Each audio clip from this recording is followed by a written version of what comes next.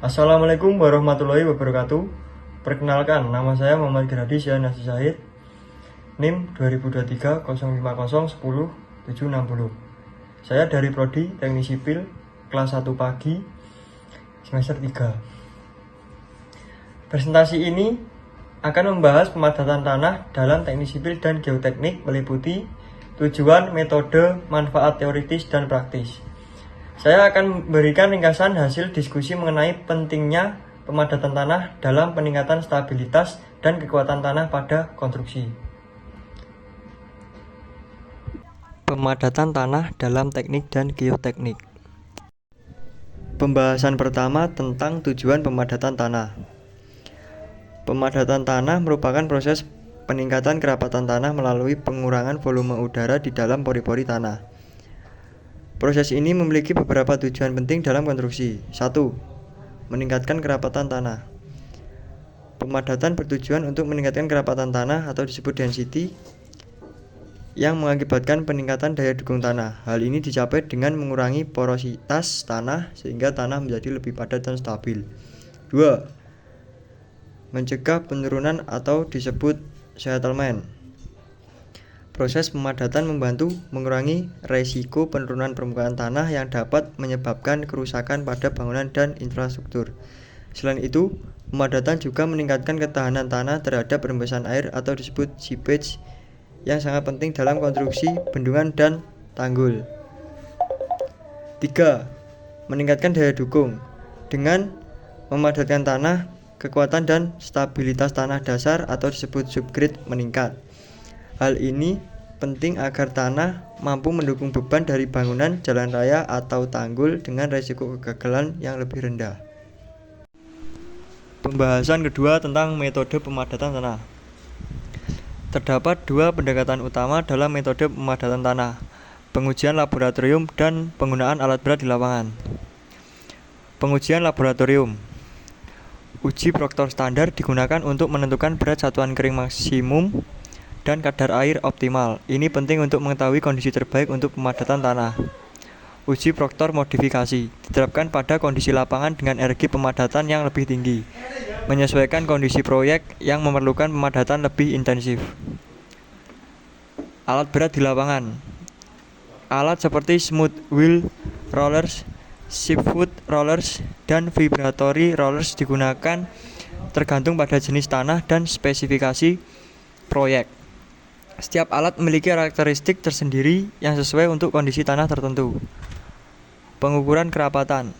Setelah pemadatan, kerapatan tanah diukur menggunakan metode seperti Send-Kun test, rubber balloon test, dan nuclear density test untuk memastikan kerapatan yang dicapai sesuai dengan standar yang ditetapkan. Pembahasan ketiga tentang hasil pemadatan tanah. Pemadatan tanah yang efektif menghasilkan beberapa perubahan sifat tanah yang positif, di antaranya 1. Peningkatan berat satuan kering. Proses pemadatan menghasilkan peningkatan berat satuan kering, kekuatan geser, dan stabilitas tanah. 2. Struktur tanah. Tanah yang dipadatkan pada kadar air optimal menunjukkan struktur yang lebih rapat, kekuatan yang lebih tinggi, dan permeabilitas yang lebih rendah. 3. Relative compaction. Pemadatan yang efektif membantu mencapai relative compaction sebesar 90-95% sesuai dengan persyaratan proyek konstruksi seperti jalan raya, bendungan, dan tanggul. Pembahasan keempat.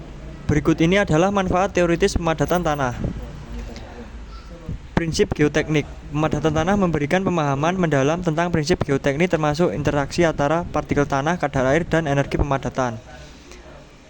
Hubungan empiris. Hubungan empiris yang dikembangkan melalui regresi statistik membantu memprediksi hasil pemadatan berdasarkan parameter indeks tanah seperti specific gravity, liquid limit, dan plastic index. Struktur mikro tanah. Pemahaman tentang struktur mikro tanah seperti struktur flokulan dan struktur dispersi memberikan wawasan penting tentang perilaku mekanis tanah setelah pemadatan. Pembahasan kelima. Berikut ini adalah manfaat praktis pemadatan tanah. 1. Meningkatkan daya dukung. Pemadatan yang efektif meningkatkan daya dukung tanah, mengurangi resiko penurunan diferensial, serta meningkatkan stabilitas lereng dan ketahanan terhadap rembesan. 2. Kontrol kadar air. Hasil pengujian laboratorium memberikan panduan yang jelas bagi kontraktor untuk mengontrol kadar air di lapangan dan memilih alat pemadat yang sesuai. 3. Verifikasi kerapatan.